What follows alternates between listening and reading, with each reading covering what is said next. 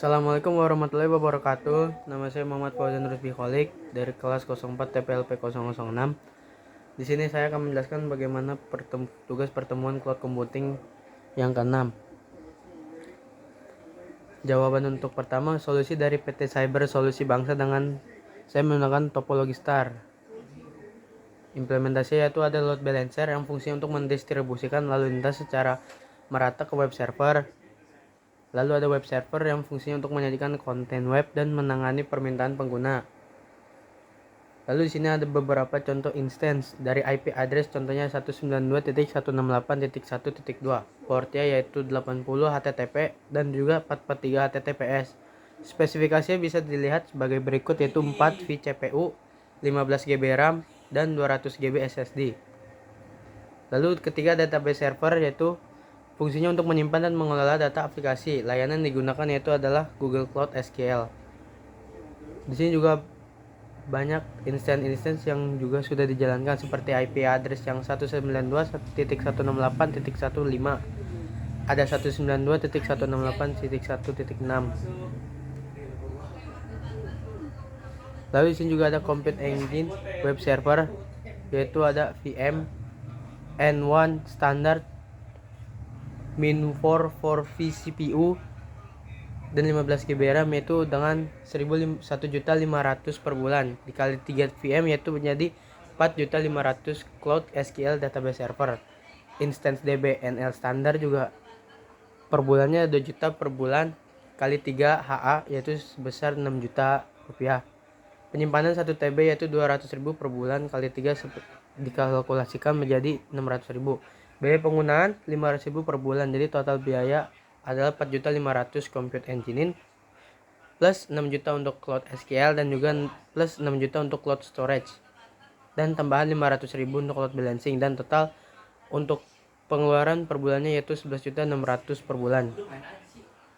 Nomor 2, solusi cloud untuk universitas pemulang menggunakan cloud, yaitu masalah di sini adalah universitas pemulang mengalami kesulitan dan menangani lonjakan jumlah mahasiswa baru yang menyebabkan gangguan pada sistem informasi akademik. Solusi yang ditawarkan dari saya adalah memakai Google Cloud. Solusinya adalah memakai migrasi infrastruktur dari Google Cloud. Layanan yang dipakai adalah Compute Engine untuk menjalankan aplikasi di virtual machine yang dapat diskalakan. Cloud SQL yaitu database relasional yang dikelola kompatibel dan dengan MySQL. Cloud Storage penyimpanan objek dengan scalable dan aman untuk materi perkuliahan dan lainnya. Lalu ada Cloud Balancing untuk mendistribusikan lalu lintas aplikasi di beberapa VM untuk meningkatkan kinerja dan ketersediaannya. Dan ada juga Cloud CDN untuk mempercepat akses ke materi perkuliahan dan konten statis. Yaitu ada di sini ada implementasinya, yaitu mengenai informasi akademik. Lalu kedua ada imigrasi portal mahasiswa dan layanan perpustakaan digital, Cloud Balancing. Oke, keuntungan dari menggunakan Google Cloud ini scalability-nya atau auto scale memungkinkan aplikasi untuk menangani lonjakan pengguna.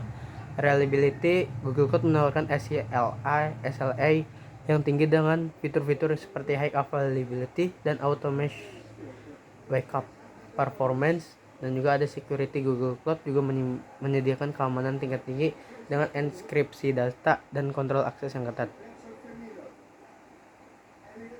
Perkiraan biaya di sini yaitu mungkin Compute Engine bisa dilihat sebagai berikut dengan total yaitu bisa 12.500.000 per bulan. Nomor 3, menurut saya di era digital yang cepat ini, infrastruktur server menjadi kunci bagi operasional perusahaan dan pelayanan pelanggan.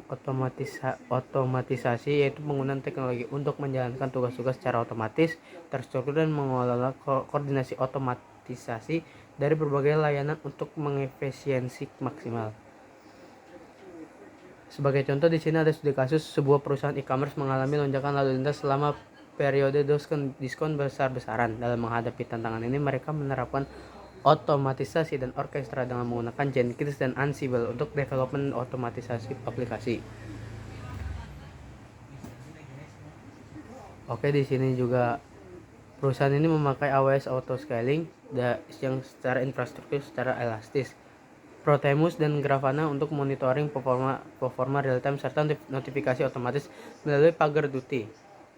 Pendekatan ini tidak hanya meningkatkan efisiensi operasional dan kehandalan infrastruktur server, tapi juga memungkinkan fokus yang lebih besar pada inovasi dan pengembangan layanan, sehingga perusahaan dapat merespons perubahan besar dengan lebih cepat dan efektif, serta meningkatkan pengalaman pengguna secara keseluruhan. Di nomor 4, berdasarkan regulasi yang berlaku di Indonesia terkait privasi data perlindungan konsumen, pengalihan nasabah warga Indonesia ke server yang berlokasi di luar negeri seperti di Turki memerlukan perhatian yang serius. Hal ini dikarenakan Indonesia memiliki undang-undang perlindungan data pribadi yang mengatur bahwa data pribadi warga harus dijamin keamanannya, termasuk ketika data tersebut harus dipindahkan ke luar negeri. Perusahaan asuransi juga perlu memastikan bahwa infrastruktur server di luar negeri memenuhi standar keamanan yang sama. Diperlukan juga langkah-langkah tambahan untuk persetujuan dari pemilik data konten, pemahaman secara ketat dengan keamanan datanya, keterbukaan yang transparan kepada nasabah terkait pengolahan dan lokasi penyimpanan data mereka. Sekian itu dari penjelasan dari saya. Wassalamualaikum warahmatullahi wabarakatuh.